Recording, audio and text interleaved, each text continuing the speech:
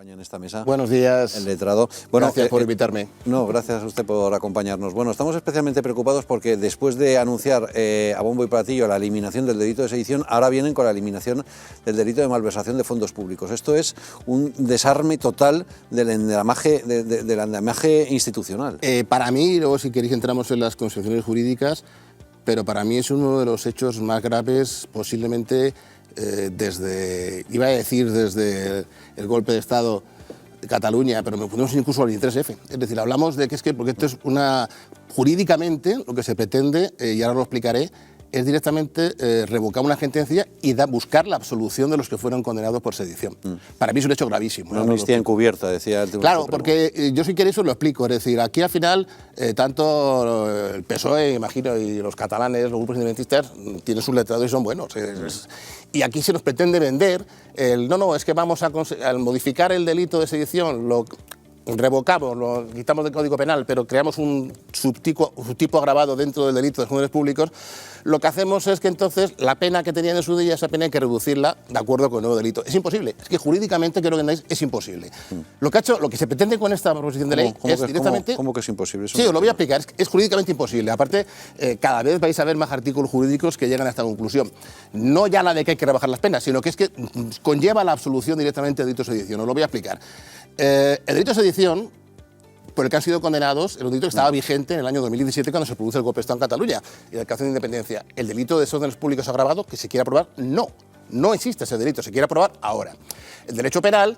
Claro, se quedarían impunes. Claro, pero quiero explicarlo. El derecho penal se rige por principios para cada caso. En este caso, los principios fundamentales que los que afectarían sería la tipicidad de la acción, que sería que el delito esté tipificado en ese momento, y luego el beneficio de que siempre hay que aplicar al reo la ley más favorable. Sí. Bien, si quitamos el delito de sedición, no puede ser condenado por sedición. Entonces lo que se nos vende, pero se le va a condenar con la pena que conlleva aparejada el delito agravado de desórdenes públicos que se quiera aprobar. Pero como no existía el tipo... Es imposible, porque en el año 2017 no estaba tipificado como... Claro, se quedarían limpitos. Pero no es que queden limpios, es que quedan absueltos. Eso es. Absueltos, y cualquier revisión que se plantee ya, la revisión que plantearán los abogados de ellos, desgraciadamente, no va a ser la de rebajar la condena, que es lo que se pretende y no se nos está vendiendo, y ves que es lo que se dice en televisión y en radio por parte de los que están a favor de esta modificación del Código Penal. No, ellos lo que van a pedir es directamente la rescisión de la sentencia, lo que se llama el recurso de revisión. Rescisión, ¿por qué? Porque el delito no existe, y el delito que se les quiere aplicar no estaba tipificado en ese momento. Yo me he leído la proposición y el delito de sedición y es que son parecidos, pero no son iguales.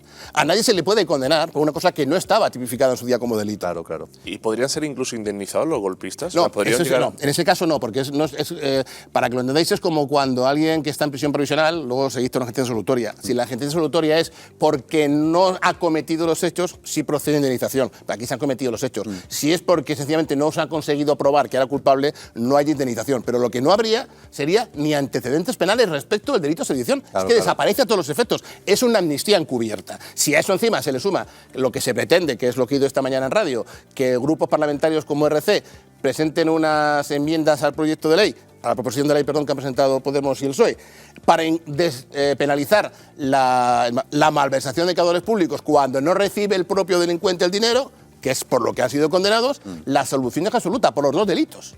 Aparte, y esto, a lo mejor yo creo que a los televidentes los ejemplos les vienen bien porque para todos son más fáciles de entender. Es decir, lo que se está diciendo respecto a la malversación es, si yo robo, pero robo para dárselo, en este caso, a las hermanitas de los pobres o a las hermanitas de los ricos, no es delito.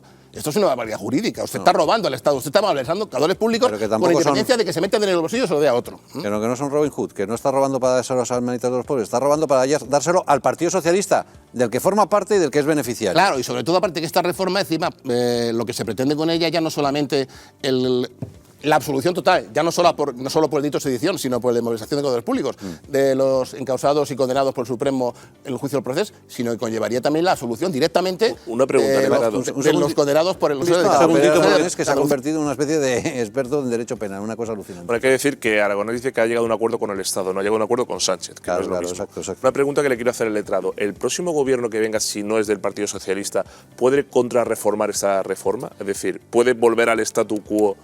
No habría ningún problema en volver a modificar el Código Penal, pero... Lo podría hacer. Pero es fundamental.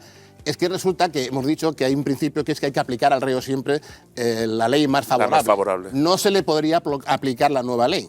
Es decir, no se podría aplicar una ley que PP y Vox o PP solo, es decir, quien llega al gobierno dentro de año y medio, modifica la ley, modifica el Código Penal, vuelve a penalizar la sedición, pero estos señores son absueltos y ya no pueden ser condenados. Pero si se reabriera el caso con nuevas pruebas que acreditaran tal, ya no se podría juzgar.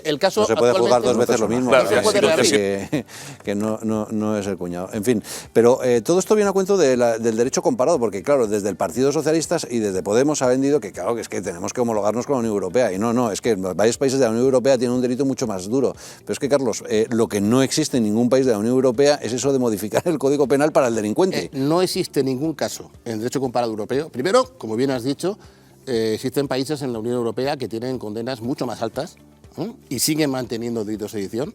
Pero es que en el derecho comparado europeo no existe. Bueno, yo he estudiado europeo, pero creo que ni mundial, salvo que se haya producido un golpe de Estado en un país y haya cambiado el Código Penal, en el cual se modifique la ley con el único interés de que unos condenados ya no es que no entren en prisión, esto ya se evitó con el indulto, sino que salgan absueltos y se produzca una amnistía encubierta que está prohibida por la Constitución. Claro. Es decir, es que la amnistía en España ya no puede producirse. Claro. La Constitución habla de que están solamente permitidos los indultos personales, no permite los indultos conjuntos, por lo cual está prohibida la amnistía. Porque es que aquí lo que se está produciendo es una violación de la sentencia del Supremo. No es una violación, es pitorrearse de todos nosotros, pitorrearse el Supremo y el coste que ha tenido ese procedimiento para que ahora resulta que todos los condenados sencillamente no han cometido ningún delito porque el delito ha dejado de existir. Y una falta de respeto a la autoridad judicial.